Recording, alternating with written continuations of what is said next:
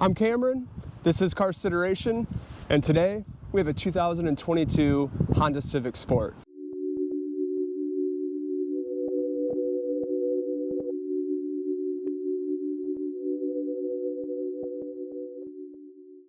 And before I get into this video, just want to give a quick shout out to the channel sponsor, 110 Coffee. If you click the link in the description below, you'll get 10% off your order. So if you like coffee, you like to stay caffeinated and motivated, do me a favor, go ahead, click the link in the description to get 10% off your order.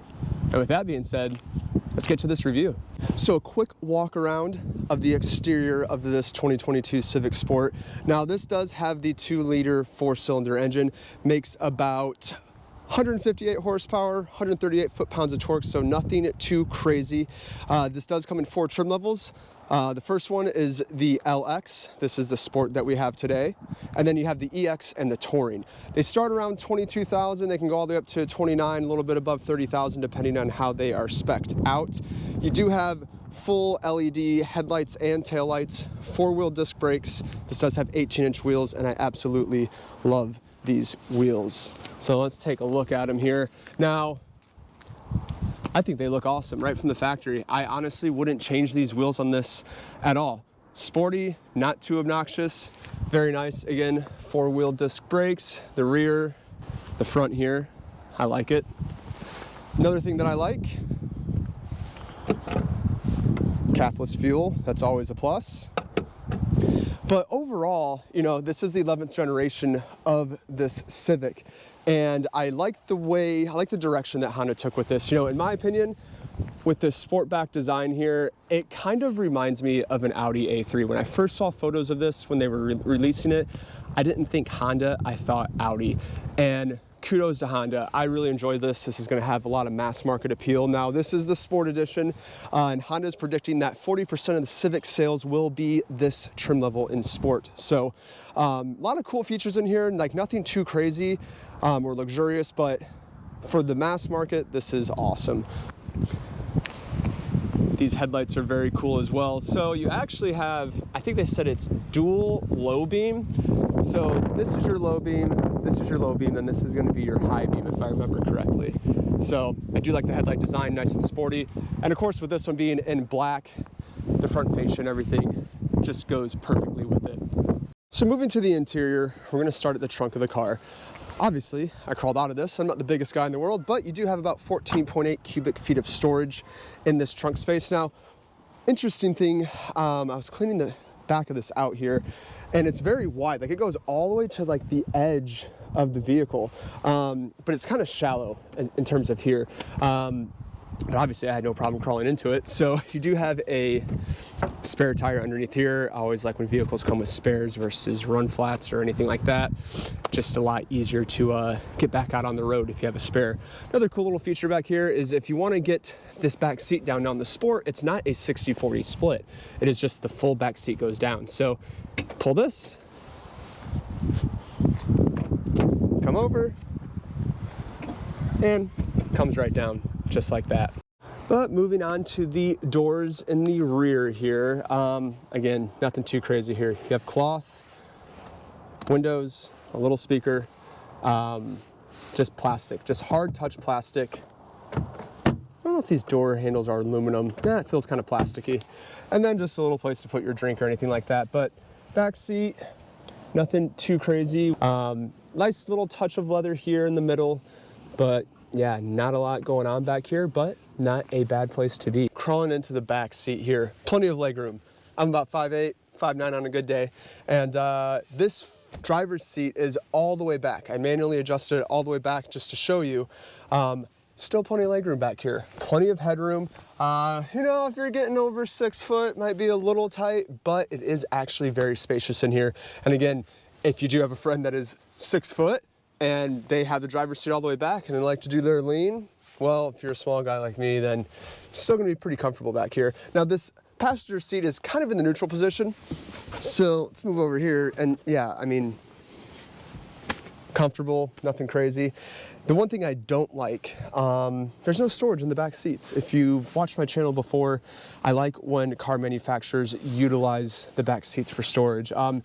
This has a little bit of storage options, but I just think adding, pockets back here or some type of organizational thing in the back could be a good use of space. This is the sport model again though, so obviously it's not one of the highest trim levels. I haven't gotten my hands on a touring or anything like that, so let me know in the comments below if the touring has, back seat storage. So moving in to the driver's seat, wanted to show you guys this real quick.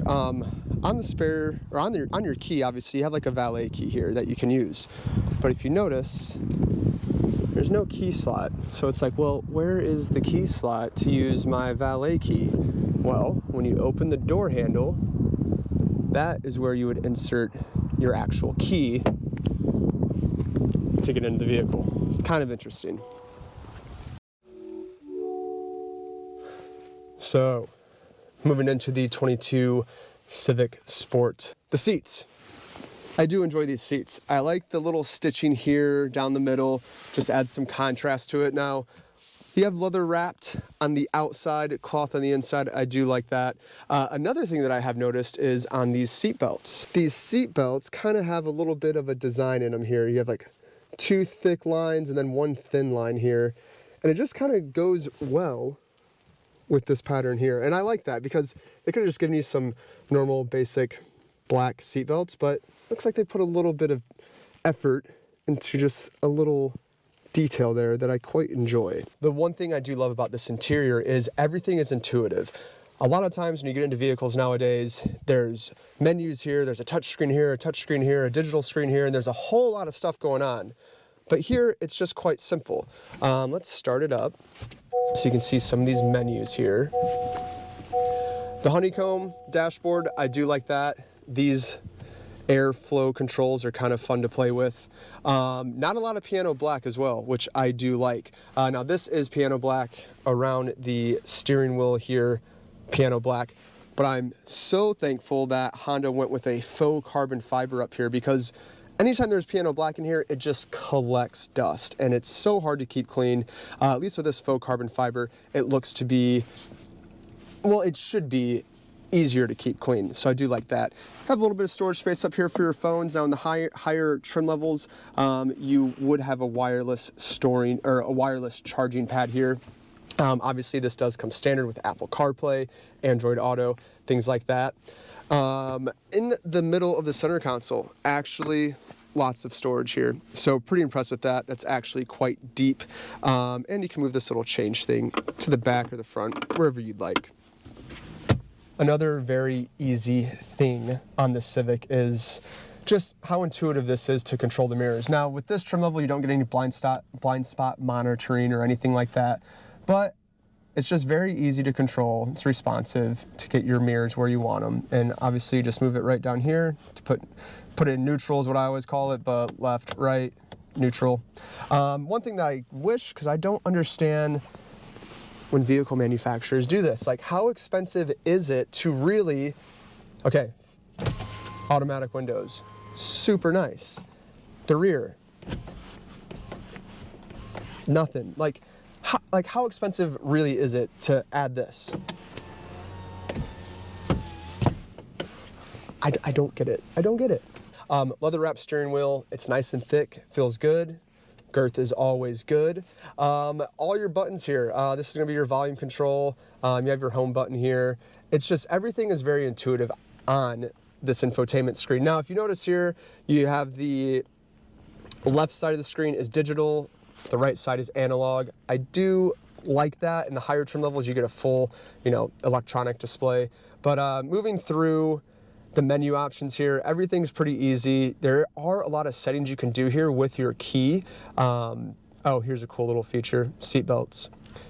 I'm obviously the only one in the vehicle, but if you have someone else in the vehicle, it'll show you who has a seatbelt on or who doesn't. So let me put my seatbelt on here, and now it's green. Kind of cool. And last but not least, the climate controls. Now this, again, sport model, no heated seats or anything like that. If there were heated seats, there are the buttons are right here and right here. But these knobs are very satisfying to turn. They feel high quality. You have a little LCD display down here. I do like that, and for your modes as well. Now the mode doesn't change like this one does, but it is very nice and it's satisfying and it doesn't feel cheap. I do like that. And again, I just like how simple this interior is. As soon as you jump in, you know where everything's at. There's no learning curve or anything like that. And I think that's my biggest takeaway from this interior, is that it's very easy to just jump in and get on with it. So here is my one nitpick on this interior, and it's just more a sign of the times. The parking brake.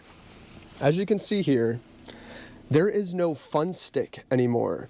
I remember when I was in high school and I was in a front wheel drive car and it was snowing, what are we gonna do in high school? Of course, we're gonna go to deserted parking lots like this and have fun and go on the back roads and pull the e-brake and learn how to control understeer or oversteer and things like that. And I just hate that the auto industry is going towards no fun stick option. You just have an electronic parking brake and it drives me crazy.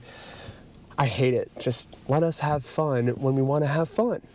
All right, so this will be the agility test. Do have some twisty turnies here coming up. And yeah, I don't even know if I'm gonna have to brake for this first one. Look through the corner. Steering feels a little bit heavier, I guess. Okay. Feels good, okay. It's, yeah, the chassis feels really agile, and I do like that. It's like, I turn in and I'm expecting the car to go where it's going. Yeah, I like it.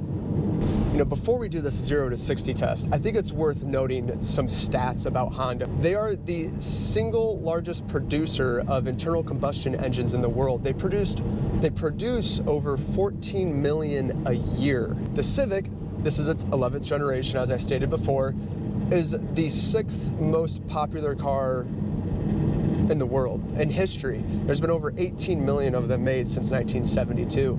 And this was Honda's, this was Honda's first big hit, and it actually saved them as a auto manufacturer, because before that they were just making motorcycles. And speaking of motorcycles,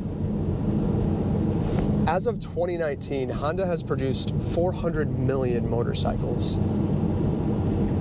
Are these dudes just rolling in money?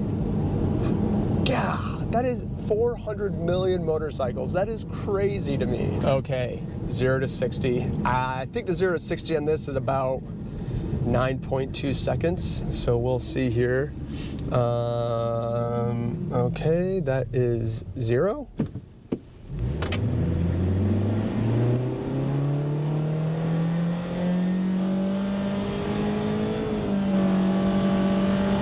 There we go, okay. Woo! That was pretty boring, not gonna lie. But do you hear how bad that engine sounds? It just is like,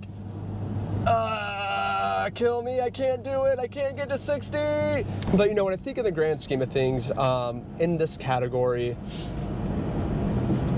I still think this is the choice, you know, compared to its rivals, whether it's a Nissan or a Hyundai or a Toyota Corolla, whether it be a Hyundai Elantra, Toyota Corolla, Nissan Sentra. You know, they do offer a few more creature comforts for its price, but safety-wise, this is definitely a safer vehicle. And to me, aesthetically, I think this is a nicer vehicle than those. Well, that's gonna be it for me today, guys. I hope you enjoyed this review. I absolutely enjoyed this one. Probably one of my favorite reviews so far. I don't know why. I just really enjoy this Civic. It's just aesthetically pleasing. The interior is nice.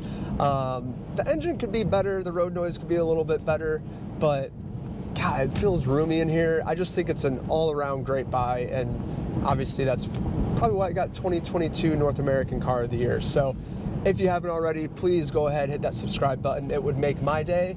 And also follow Carsideration on Instagram. I am still doing the 1,000 subscriber giveaway.